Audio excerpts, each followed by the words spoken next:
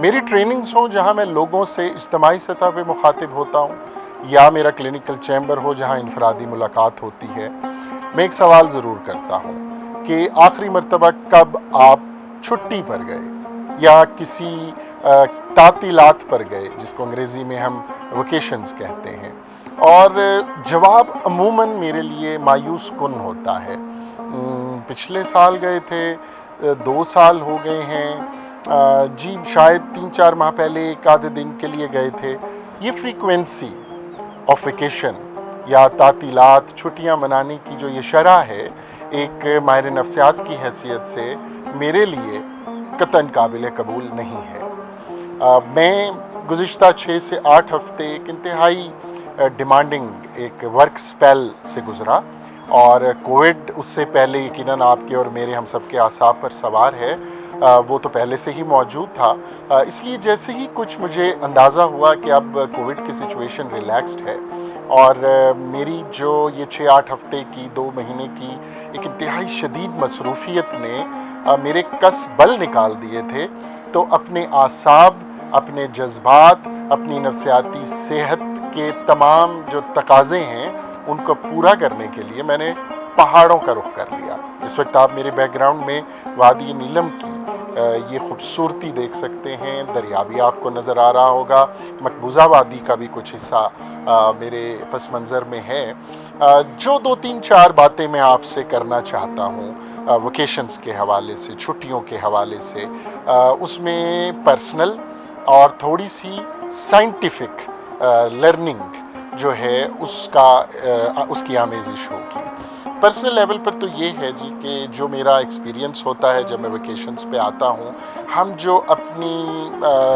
Controlled environment میں، چاہے کمرہ ہے، کانفرنس روم ہے، بورڈ روم ہے، کلینکل چیمبر ہے، اس میں ہم گراؤنڈنگ کی ٹیکنیک سکھاتے ہیں، اس کے اندر ہم ڈیپ بریدنگ، اس کے اندر ہم مائنڈ ڈی کلیٹرنگ، مائنڈ ڈمپنگ، اور سب سے بڑھ کر یہ کہ ایک اور بہت امپورٹنٹ کانسیپٹ جس پہ ہم ایجوکیٹ کرتے ہیں وہ کوگنیٹو بریک کا ہوتا ہے۔ وہاں بہت محنت اور کرنی پڑتی ہے اور بہت دقت طلب کام ہوتا ہے، لیکن the moment you find yourself in greens, in woods, in mountains، یہ والا گراؤنڈنگ کا، کوگنیٹو بریک کا، مائنڈ ڈی کلیٹرنگ کا جو پروسیس ہے، وہ بہت نیچرل، بہت فطری طور پر نہ صرف شروع ہوتا ہے بلکہ بھرپور انداز میں آپ اس کو ایکسپیرینس کرتے ہیں۔ جیسے آج صبح میری بیٹی نے شیئر کیا کہ بہت عرصے کے بعد اسے ایمپٹی مائنڈڈنیس، یعنی خالی ذہن ہونے کا تجربہ ہوا، اور تھاٹ ریسنگ جو ہے جس کا ہمارے اس عمر کے بچے کیا بڑے بھی شکار رہتے ہیں، اس نے کہا کہ کوئی کوشش کیے بغیر، یعنی ایفرٹ لیسلی اس نے یہ ایمپٹی مائنڈڈنیس جو ہے وہ ایکسپیرینس کی۔ آپ جو خود کو گراؤنڈ کرنا چاہتے ہیں، جیسے اس وقت میرے پس منظر میں یہ دیکھیے،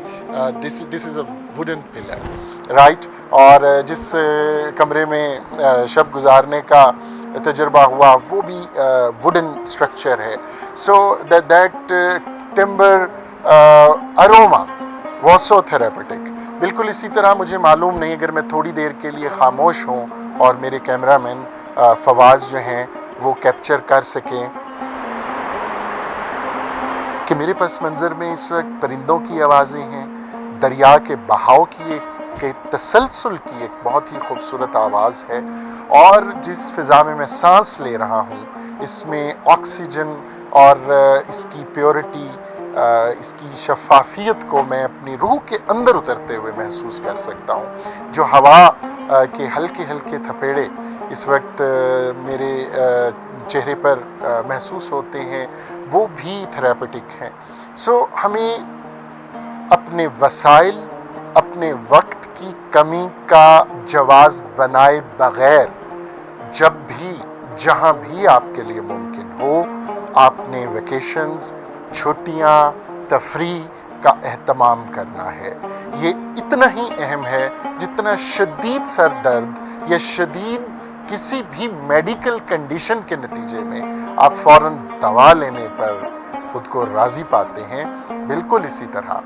آپ کے لیے ہر ماہ میں 1 دن کے لیے ہر 3 ماہ میں 3 سے 4 دن کے لیے اور 1 سال میں کم از کم 2 ہفتے کے لیے آپ نے اپنی معمولات زندگی سے مکمل چھٹی لیتے ہوئے گرینز کا، ووڈز کا، ماؤنٹینز کا،